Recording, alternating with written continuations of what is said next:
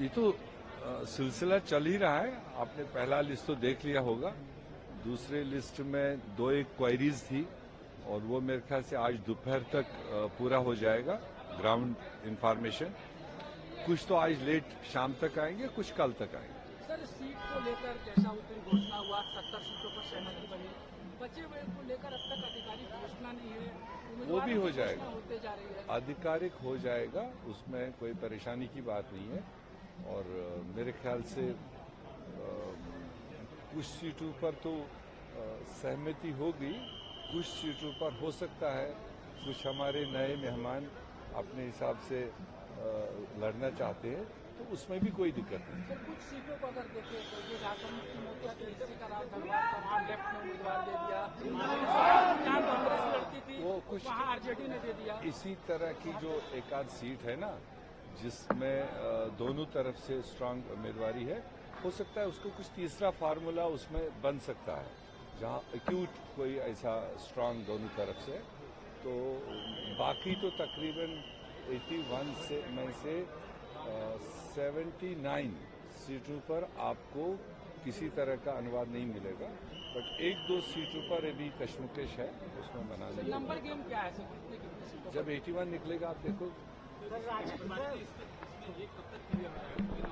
मैं कह रहा हूँ फेज फर्स्ट की जैसे परसों लास्ट डेट है, तो फेज फर्स्ट का आज लेट नाइट तक कंप्लीट कोटा हो जाएगा। फिर अगर कोई रह जाएगा, फेज 2 रह जाएगा, वो भी लेटेस्ट में टुमारो। राहुल लेकिन अब ये जेलों के खाते में चला गया है।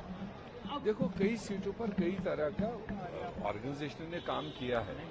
ऐसा तो नहीं है कि सीट कोई लड़ा है तो दूसरी ऑर्गेनाइजेशन काम नहीं करेगी। जहां हम लड़ रहे हैं वहां दूसरी भी ऑर्गेनाइजेशन काम करे, जहां वो लड़ रहे हैं वहां हमारी भी पार्टी है। तो इसलिए एक्सपेक्टेशंस तो वर्करों की रहती है, मगर अब धीरे धीरे जब सब लोग समझ रहे हैं कि पहले इसको अलायंस को बरकरार रखना वो पहली प्रायोरिटी है, और जो हमारे विरोधी है उनको पराजित करना है वो दूसरी प्रायोरिटी है। तीसरा ये है कि सरकार को रिटेन करना है, लोगों की खिदमत करने के लिए हमारी सरकार वापस मजबूती से आए।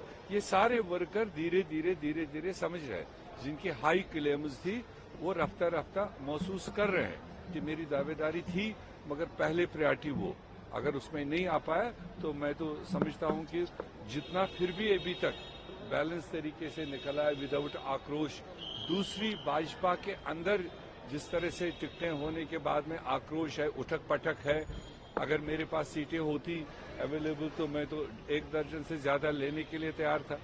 तो अब हम अपील कर रहे हैं ऐसे सारे लोगों को जो टिकटार्थी ना हो, पार्टी में आना चाहते, पार्टी के लिए दरवाजा खुला है, तो वो अपने आप उनके फैसलों का रिपरकशन हमको दिख रहा है।